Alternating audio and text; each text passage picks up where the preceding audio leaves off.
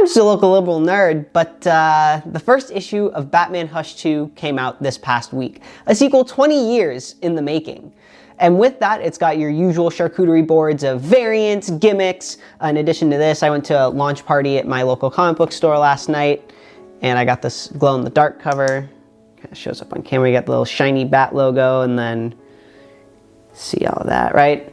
Nice little fancy bell and whistles. But at the end of the day, right, at the end of the day, these are just variant covers. If you want the standard comic, right, it's right there.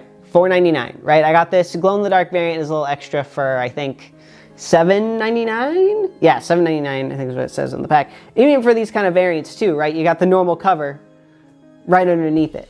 But in regards to Hush 2, it has an extra little fancy variant thing I wanted to discuss, and that's this bad boy.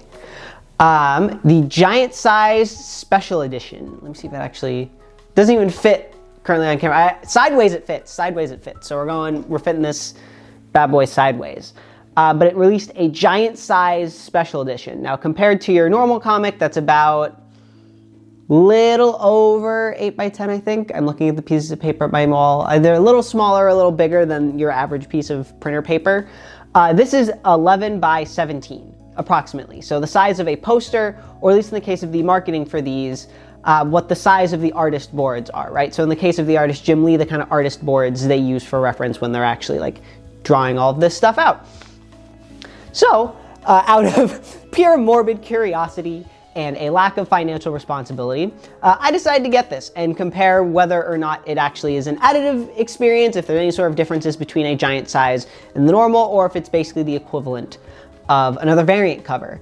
And also because at least, I'm weird. I've mentioned this in some of my past videos before, I like framing comics of stories I really enjoy.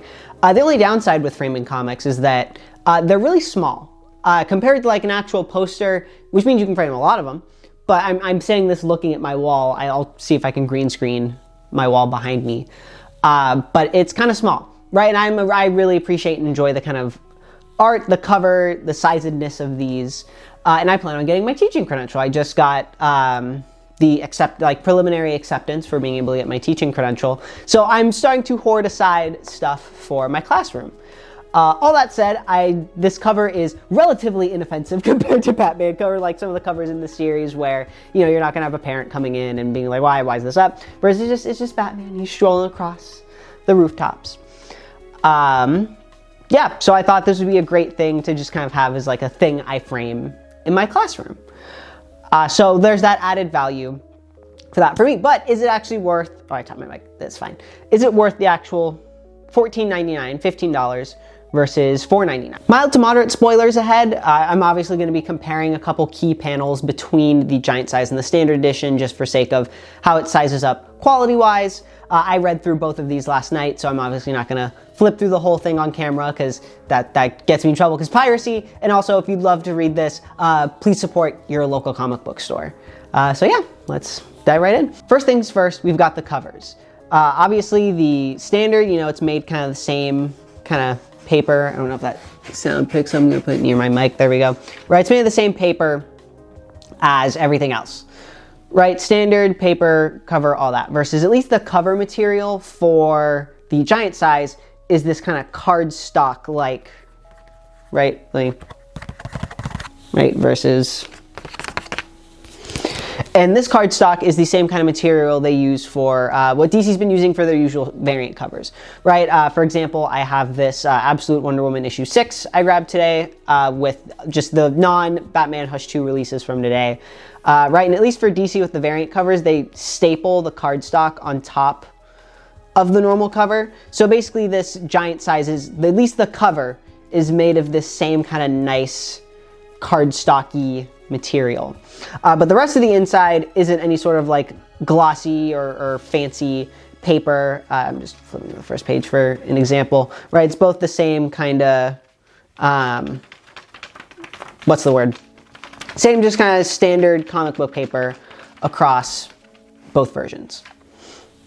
Just the giant size is obviously giant. Flipping ahead to using this kind of half-page spread of Batman leaping through a mirror as an example, right? And overall, the coloring's basically the same. I'd say, if anything, at least for the jumbo size, some of the like highlights are a bit more muted and kind of darkened and dull, right? So for example, right, there's kind of a bit less gloss around the stuff for the utility belt, a little bit more kind of highlights around there, which I also understand is very small, very, very nitpicky in the grand scheme of things, right? Which probably goes to show that there isn't a ton of difference in regards to it's just literally size. It's not an exact one-for-one reproduction. A silly little thing I noticed is that the ad pages for some of the book are in different places. So for example, this kind of specific page involving the Joker's on the right side. However, in the standard release, it's on the left side, and in part, it's meant to kind of show this whole kind of thing going on, thing leading to another. So it's a small thing in regards to kind of narrative and pacing stuff, that some stuff is on a different side than it's meant to be. It doesn't break up any sort of like larger page spreads or anything important like that, but there is a portion of the comic where things are on a different side of the page than the standard release. But yeah, I don't think for most people that's going to matter, but who knows? For you, it might. It mattered a little bit for me clocking the differences between both of these.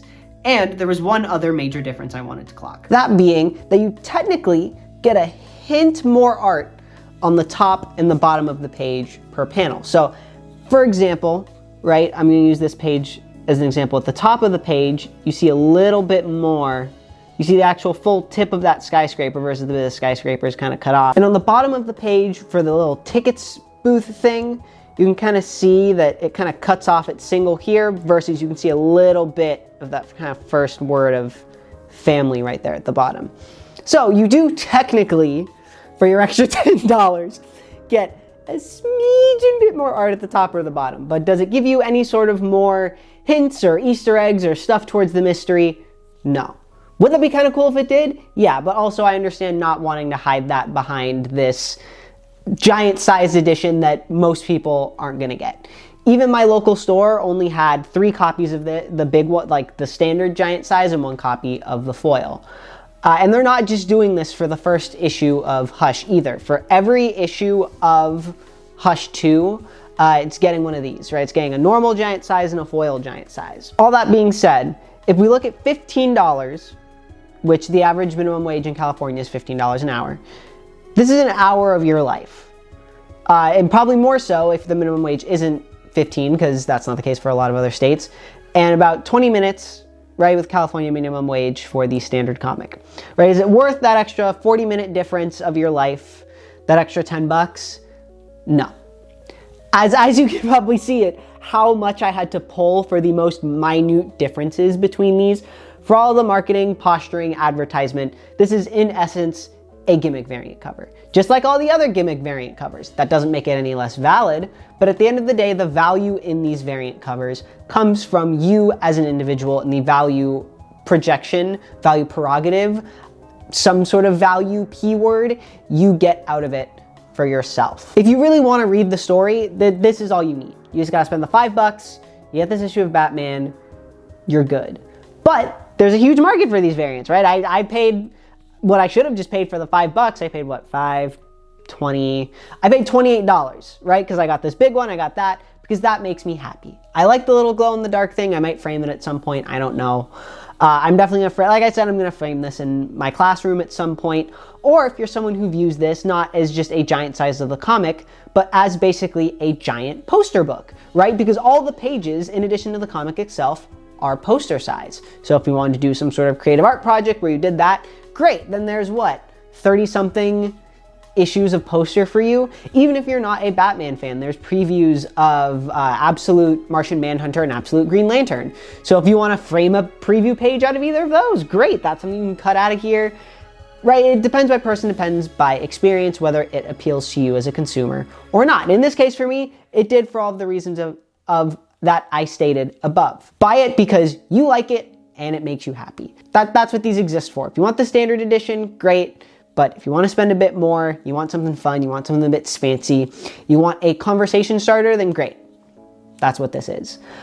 This is probably the only one of these for Hush 2 I plan on buying, because The rest of the covers probably wouldn't go up great in a classroom. I'm also just trying to save money overall as a consumer. So buying, there's 6 issues of this, spending an extra $10 per issues, another 60, but 15 times 6, 90, right? $90 if I want the full 6-part Hush 2 story arc in this versus 30. That is a huge price difference. Yeah, I'm very clearly rambling at this point. I might get one more of these for myself at some point if I want to frame in my office, but as you've probably seen by my wall, I don't have a ton of wall office space. So I'm probably just gonna stick with this one. I'm glad I have it. It makes me happy. I don't need any more. It's just a giant size version of the comic at the end of the day with small differences, but it's not gonna change your life. Thank you so much for watching. I hope you enjoyed it. Have a wonderful day. Bye.